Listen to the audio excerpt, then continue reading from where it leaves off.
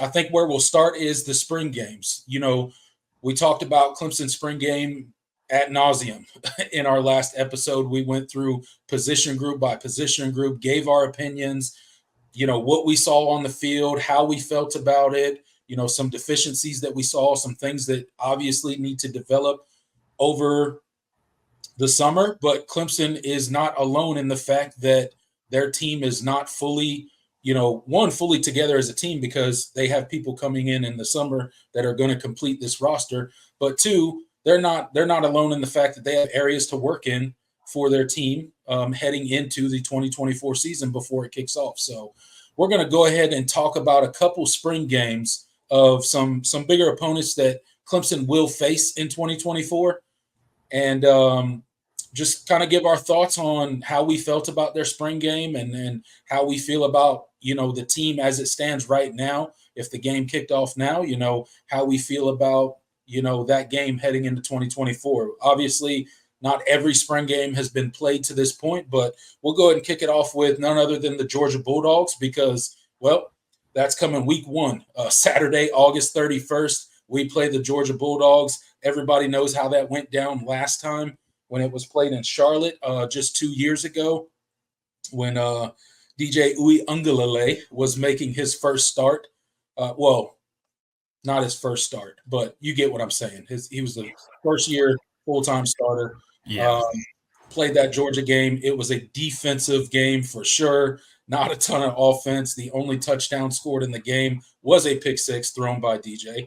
But we do kick the season off with the Georgia Bulldogs once again. This time it will be in Atlanta, and Georgia held their spring game just this past Saturday. I got a chance to watch the spring game. They kind of break it up a little bit differently than the Clemson Tigers do. Obviously, they go true first-team offense versus true first-team defense, so on and so forth, with true first-team or true second-team offense against true second-team defense. So that's kind of how they break it up. So a little bit different, whereas Clemson kind of splits the team in half and kind of somewhat tries to make it even, but it was, you could definitely tell where majority of the starters were, even for Clemson. So what were your thoughts kind of on the Georgia Bulldogs, their spring game in general, and kind of what you saw on the field? Obviously, they got Carson Beck returning. That's a huge get for them. He played absolutely amazing last season. We got no reason to expect that he won't continue the way that he has been playing.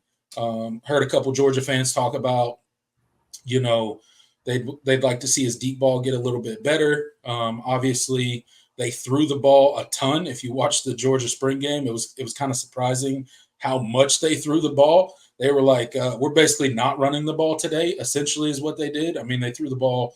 I don't know the numbers, right off the top of my head, but they threw the ball a ton of times. So you could tell that they were really working that passing game. They were really trying to get a feel on that and kind of see where their DBs were, kind of see where their passing offense was. Maybe that's a result of they feel comfortable about their running situation and they don't feel that they really need to rep that as much as the passing situation. But with all that said, what were your thoughts on the Georgia spring game and, just how they looked as of, the end of spring now heading into summer? Yeah, I mean, for the most part, they looked like Georgia. I mean, just kind of what we've been accustomed to. I mean, you talk about Carson Beck. He's definitely one of the best quarterbacks returning in all of college football this year. Mm-hmm. I think what stood out to me the most really was their skill positions. They've kind of – Georgia has not been known for their skill guys over the years, particularly at the wide receiver position. Really under Kirby Smart and really in a while. I mean, I think they only have one 1,000-yard receiver in their entire program's history as far as the season goes. So they haven't been particularly dynamic at receiver, even though they've had some names. I mean, AJ Green is one of the he didn't even have an 1,000-yard season, but they've had some names. Of course, George Pickens is tearing it up in the league too, but I think this is kind of like from top to bottom. I think this is one of the more impressive wide receiver rooms that Georgia's had in a while. I think they just have a good infusion of experience and youth. and I thought they showed out. Dylan Bell is a guy that they're expecting to have a kind of a breakout year. He's not an overly imposing or special like athlete at the receiver position, but he's solid. They use him in a lot of gadget situations. I don't think he's like a first round type guy, but he is expected to have a really big year and kind of step up. Now that some of the older guys have left the program, they brought in the transfer Colby Young from Miami. He's a guy that Clemson fans probably remember. He had a big game last year against the Tigers, and kind of touchdown pass. And he was originally a JUCO guy, and he's just sort of kind of worked his way up, and now he's one of the top receivers for a pretty good Georgia squad. And then of course, Dominic Lovett is returning, and that's huge for them as well. So that's kind of like a 1-2-3 punch that looks really, really good. And I think coupled with Carson Beck throwing them the football, I think Georgia's passing attack honestly is probably the strength of this team. I would expect. I thought offensive line wise, they're still really, really talented. Didn't really get to see too much of the running backs. Obviously, Trevor Etienne coming in and transferred in, expected to be their number one back. You saw him. Of course, they have Roderick Robertson and Branson Robinson. Also, Andrew Paul, who showed out a little bit, but he just recently entered the transfer portal. I'm sure Clemson fans probably remember his recruitment. That was one that the Tigers were squarely in it for and ultimately did not end up winning it. So, Georgia offensively looks to be in really good shape overall. Honestly, I think the other side of the ball is which is really strange to say about Georgia. Defensively, I think they're going to be I still think they're going to be Georgia. I think defensively they're going to have a really good defense this year. So, Don't get me wrong when I say this, but they don't look as overly imposing as they have in years past. And maybe that's just because they had some really special talent, especially along the defensive line. Right. I don't think they have those guys this year. I think they have some really, really good young pieces, but they don't look like overly imposing or terrifying. I feel like we're not facing the 2021 Georgia defensive line. That's for sure. Thank God. Yeah, thank God. Because I don't want to go against that defensive line again. If I'm being honest, like that.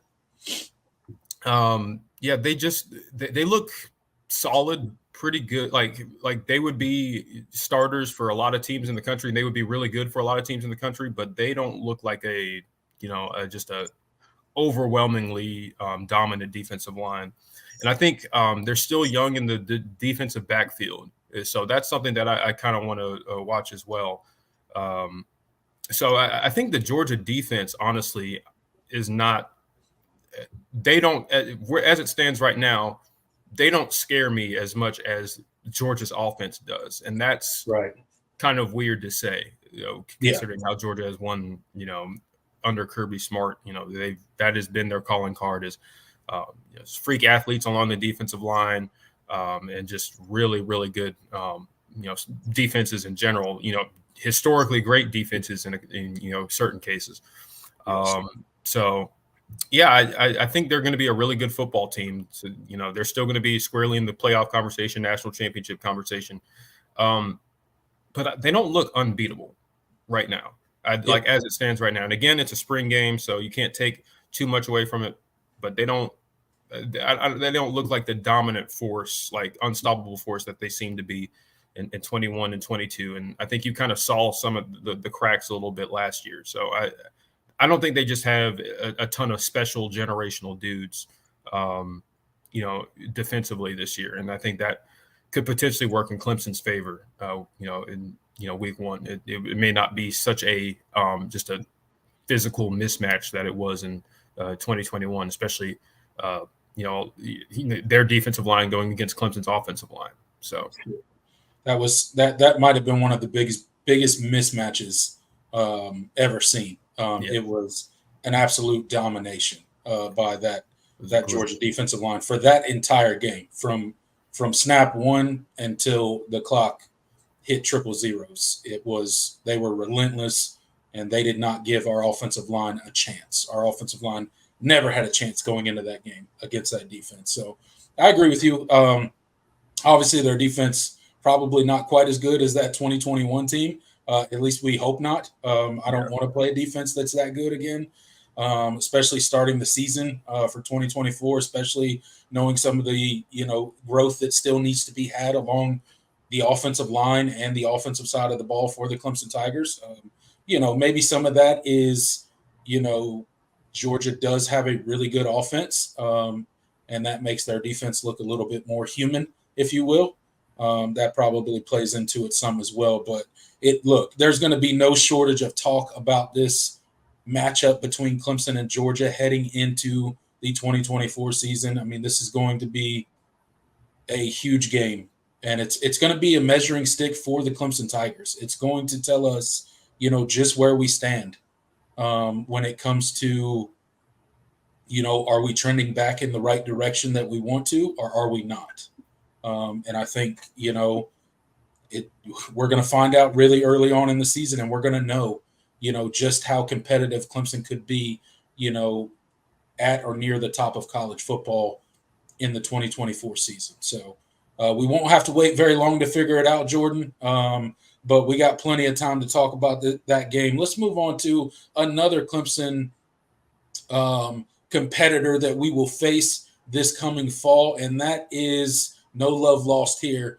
The NC State Wolfpack, your second favorite team, or so I'm told. I shouldn't say that. I'm sorry. April Fool's Day was 17 days ago, man. Yeah. So the NC State Wolfpack, they obviously had their spring game as well. This will be a team that we play in week 3 of the 2024 season. A team that, let's be honest, we've struggled with a little bit. Obviously, we've lost in recent history of losing to this team when we probably shouldn't have. We haven't played our best at times when we're playing NC State. The last thing that I like doing is losing to Dave Doran, for sure. There's definitely, if you follow this, I'm not going to call it a rivalry, but this kind of feud, I guess, between Clemson and NC State, more specifically Dabo Sweeney and Dave Doran. There's no love lost there. These two guys, frankly, just don't like each other. They don't get along. They don't see eye to eye on most things. They just, they're oil and water. So obviously they had their spring game this past Saturday. What were your thoughts on NC State? What do they look like? And what just kind of jumped out to you for them? Yeah, NC State is a team that, a lot of people are pegging as kind of a sleeper team. They last season, they thought that maybe they had the team to take them over the top, and it just didn't really work out that way offensively. They were just too stagnant a lot of the year. And defensively, they've been really, really good for a while under defensive coordinator Tony Gibson. But I think this offseason, I think was kind of a wake-up call. This past season was kind of a wake-up call for Dave Doran, that they really needed to get more dynamic at wide receiver. And I think they've done that. Just from what I saw in the spring game, obviously NC State set up their spring game a little bit, a little bit different. They set up the first-team offense against, the second-string defense. It was very clear they wanted the offense to have a big day. Yeah. But they've done, but you can see the kind of the additions that they've made have kind of changed just the overall makeup of this offense. Of course, Grayson McCall is the big portal addition that they made in the offseason from Coastal Carolina. Has played a lot of football. His experience. I don't think he's an overly elite quarterback. And he was in a really unique system at Coastal, but I think he's a very smart football player. And I think if he can get, NC State's playmakers the ball, I think he should be pretty good. He'll be kind of the game manager in a good way / point guard for the offense. Right. And I think you saw that I think he had 200 yards in the first half, like 16 for 20, really efficient. They hit explosive plays. I thought that was kind of the thing that we haven't seen from NC State. And I think that it starts with their receivers. Of course, we all know about Kevin Concepcion and kind of the damage he did to Clemson last year. He was as a true freshman, he was one of the more dynamic playmakers as a true freshman in all of college football. So having him back was big, and he didn't even have that big of a spring game, which kind of tells you how they've kind of overhauled that room. Another guy that they are really, really high on is Wesley Grimes. He had a couple of really big catches in that game. And the other name that I'm sure Clemson fans will probably remember that has been getting a lot of hype this offseason is none other than Dakari DJ Collins. Former Clemson. Who's that? I've never heard of him. I don't. Yeah. Never heard of him. Of course, played as a true freshman in 2021 for Clemson. Struggled with injuries and kind of inconsistency and an inability to really get on the field in 2022. And of course, he ends up transferring out. Didn't have much of an impact for NC State in year one, but from all the talk in the offseason, he's definitely made a jump. And I think you kind of saw it a little bit in the spring game. So I just think that this NC State offense looks a lot better. A lot more dynamic. Like we haven't been able to say we've been scared of an NC State offense in about 6 or 7 years, really. And so they have a real playmaker at quarterback, not a elite NFL like first round type quarterback. But he's a very smart quarterback, and he can make the throws that they need him to make in that offense. And so. I think they have a different makeup this year, just at the skill positions. And I think at running back, they also have done some really good work.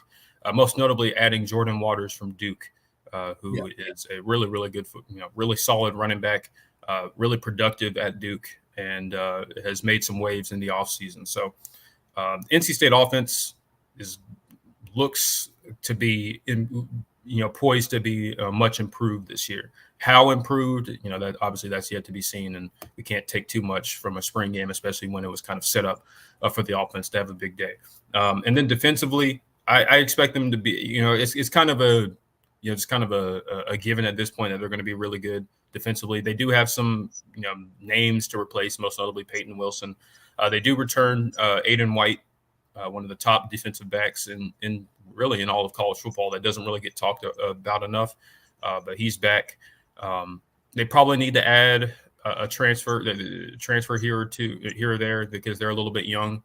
But I think they're going to be, just a really stingy defense like they have typically been under Tony Gibson. So NC State look the part right now, like a team that could make some noise in the ACC. Now, will they? Obviously that's yet to be seen.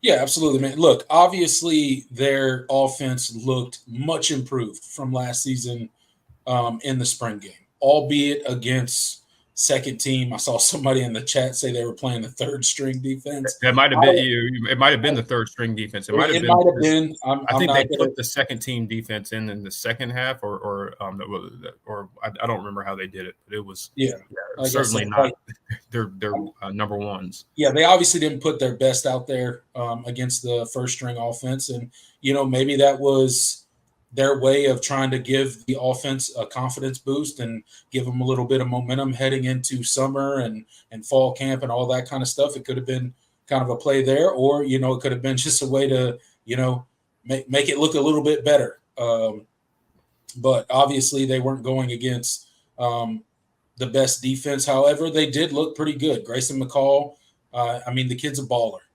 He's a guy that's going to use his legs a lot. He's going to get outside of the pocket. He's going to make you pay if you don't keep contain on him. He's obviously has the ability to hurt you with his arm as well. So obviously that'll be a challenge for Clemson this season. He's always kind of been that guy that's just, I think the best way to describe him, he's just a gamer, right? Like he's just out there and he's going to make plays. And if you're not careful, he'll make you pay really quickly, specifically with his legs, but also with his arm as well. And I think they looked improved overall. We'll see what it looks like come the season. Obviously, Clemson doesn't play, or they play. When did they play NC State? Week 3, yeah. So we play in week 3, so we get them pretty early in the season. So we'll get to see them play a couple games with Grayson McCall and kind of see what the dynamic of that offense really looks like under him, because I think it's going to look a little bit different than it has in the past. But we'll get to see it for a couple games, and then obviously we'll get that game at home this season, which is a good thing. We don't have to travel to NC State. It'll be at home. I saw everybody in here talking about the Textile Bowl and how NC State is a rivalry game. I guess if you define it because it's a trophy, then yeah, I guess it's technically a rivalry game. I just haven't always considered it like one of our big rivalries. Like if you call too many teams rivals, I feel like it loses its kind of luster. Yeah, I feel you. About a true rivalry. But I do understand what people are talking about, the Textile Bowl. There is a trophy at the end of the game every single season. So I get it's a bigger game than just a normal regular season game. So I get it from that standpoint, but we'll see how they look. I think they did a awesome job by grabbing Grayson McCall in the transfer portal. I think that's probably the best addition they did to their offense, and I think it's going to change the dynamic of their offense. So how successful he'll be in the Dave Dorn system and that NC State offense, we'll see. We'll see if they, cater more towards his skill set and what he likes to do at the quarterback position. But, like you say, he had a big day on Saturday in the spring game, albeit against, the second or third string defense, depending on who you ask. Don't get mad at me, NC State fans. I didn't do it. Your coach did. Okay. So, but, again, another early game that we get in the 2024 season. So obviously we got to look at this spring game and take what we can from it and kind of gauge where we think NC State's going to be. I think they could be an improved team in 2024 and really kind of start putting it together, specifically better on the offensive side of the ball. But let's go ahead and transition to another Clemson opponent in 2024, and that is none other than the Virginia Tech Hokies. Now, this is a team that's been talked about quite a bit this offseason, Jordan, because of their returning production. They lead the ACC, I think, if I'm not wrong. They lead the ACC in returning production. They have, pretty much not everybody, but the most returning production out of anyone in the ACC. They're a dark horse for a lot of people already to make some noise in the ACC and possibly win the ACC. So it's definitely a team that people are already paying attention to as somewhat of a dark horse. So what were your thoughts on the Virginia Tech spring game and just kind of your perspective on them with all this talk of how much returning production? Did you see that translate to their spring game? And what's your kind of gauge on them as we sit at the end of spring, heading into summer and fall camp? Yeah, this team is very similar. I think their issues last season were very similar to NC State's, but kind of to a greater degree. But what they've shown so far under Brent Pry is that they've improved massively, significantly defensively, which you would expect. Brent Pry is a defensive guy, but offensively, was always the point of concern and some, the side of the ball where Virginia Tech has frankly just been very average to below average for several years. But I think you saw a lot of promise last year from, signal caller Kyron Drones. His playmaking ability with his legs certainly showed out. But they definitely needed to get more dynamic from a receiver standpoint. And I think you saw that. I don't know. My lights just went out. I'll fix that. So I really think that they have done a lot to address, some of those issues. And, having, experienced guys, return like Jalen Lane, Stephen Gosnell, Daquan Felton is a really big deal. And then another guy that hasn't really gotten talked about is Ali Jennings from Old Dominion. He was a transfer that came in last year and only played in 2 games before suffering a season-ending injury. I think that this Virginia Tech receiver room is in a much better place than it's been in quite a while. Yeah. And so I think that's something that kind of showed out a little bit in the spring game.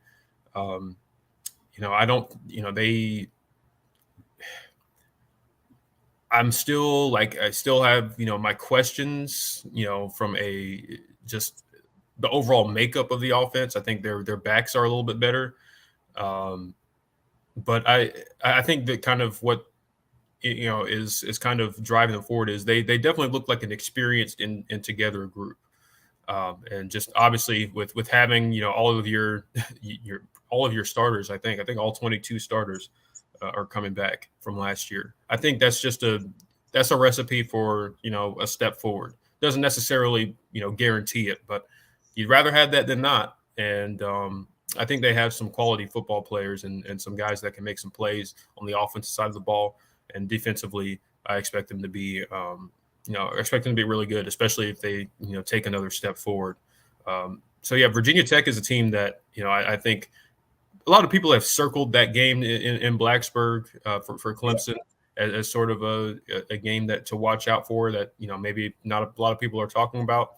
And I think I understand why. That could be a matchup that is a lot bigger when that game rolls around than it looks initially. But yeah, I think Virginia Tech, has, they have the ingredients right now to take a step forward. But it's just about, will they? I think they're in a much better shape than they were, during the waning years of the Justin Fuente era. So we'll see if Brent Pry can continue to kind of bring that program back. And it's kind of a big time for them with all of the conference realignment going on, right, and kind of their position in the future of, college football. I don't think it's in, limbo because I think I don't think they would be left out of whatever the new look of college football is, but making themselves more attractive as a brand, that has had some success in the past, is important for them. So Virginia Tech is a team I'm definitely, keeping an eye on. And I thought their spring game, while it didn't show us a ton, I think you saw some of the improvements that they've made on the offensive side of the ball in particular. So yeah, that's kind of my thoughts on VT. Let me see if I can fix this light. Yeah, I mean, look, there's a ton to be said about experience. It's one of those things that in college football, when you have a big portion of your roster come back and, most of your production come back, that team is going to have a lot of growth. That team, obviously, they're going to have a lot of leadership. They're going to be better in aspects, maybe not from a pure talent standpoint, but just from a leadership standpoint and just knowledge of the program, right? You mentioned Brett Pry. You mentioned, how they're, obviously this is going to be the year that we see if they can trend in the right direction. And we're going to get this game, week 9. This can be a November 9th game. Dabo Sweeney likes to talk about that as championship phase of the season. And, this could be a much bigger game come November 9th, 2024 than it is right now, April 18th, 2024, right? And they are getting a lot of, preseason love, if you will, because of their returning production. And I don't think it's necessarily all hype, although obviously they're going to have to go out there and prove it on the field. Just because you have a ton of returning production doesn't always equate to you're going to be a great team. But, it's a lot better than not having, most of your production return. So I think this could be, Virginia Tech could, end up being a really good team. They can end up even competing for an ACC championship if all the chips fall correctly and if some of the people that are, making the preseason predictions are correct. So it's obviously a game that will be big. It's in Blacksburg. Clemson hasn't lost to Virginia Tech in a long time, but that doesn't mean anything. Your previous wins don't necessarily guarantee your next win. So obviously it's a team we'll have to keep our eye on as the season progresses and see, what they look like if the preseason hype is real, or if it was just kind of, preseason magazine fodder and, there wasn't much to pay attention to it. So obviously those will be questions that will need to be answered as the season goes on, but I can't wait to see it. I hope they have a good season. You mentioned the landscape that we are currently in, in the state of college football with all of the, conference expansion and the flux that the ACC is in right now with lawsuits against Florida State and Clemson. It would be in, like you mentioned, I don't think Virginia Tech gets left out of anything, even as they stand right now as a football program. But it'd be a lot better if you started kind of an upward trajectory right now, as we're in such a unstable time in college football. It would obviously add to their value. They're valuable already, but it would add even more to the value of a team like Virginia Tech. But yeah, no, we'll see how that goes. Obviously, as we get closer to the season, and then obviously through the season, as we'll be previewing this game, as we get closer to it, closer to fall camp, really, we'll kind of preview the whole schedule and all that. But I think that kind of wraps up our talk, at least for the spring games, and at least to this point, all our current 2024 opponents that have played spring games so far. Obviously, a ton more to happen this Saturday. Can't wait to watch some of the spring games coming up. Obviously, you got Florida State. I'm sure a lot of people are going to be making a big deal about what DJ Uiagalelei looks like, whether it's really good or really bad. That'll obviously be a big talking point on Clemson's message boards and probably Twitter. Either way, whatever way it goes, whether he looks like, the next coming of, whatever great quarterback you want to name, or he looks like, he don't look very good, right? It'll be a big talking point regardless, but, excited to see the rest of the spring games and kind of feel out the rest of these Clemson opponents that we have on our schedule for the 2024 season.